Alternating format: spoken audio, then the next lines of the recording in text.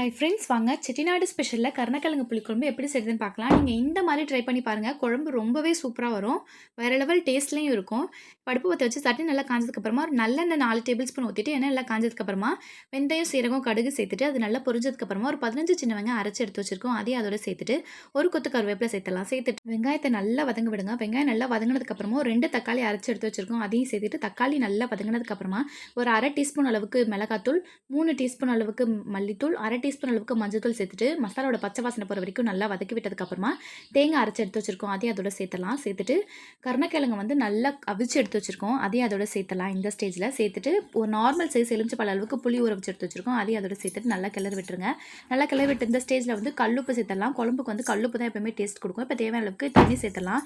இந்த ஸ்டேஜில் வந்து நம்ம மேலே வந்து லைட்டாக ஒரு 1/2 டீஸ்பூன் அளவுக்கு எண்ணெய் ஊற்றிட்டு நல்லா கிளறி விட்டு எண்ணெய் பிரிஞ்சு வர அளவுக்கு நல்லா கொதிக்க விட்டு இறக்குனீங்கன்னா சூப்பராக இருக்கும். நீங்களும் வீட்டில் செஞ்சு பார்த்துட்டு கமெண்ட்ல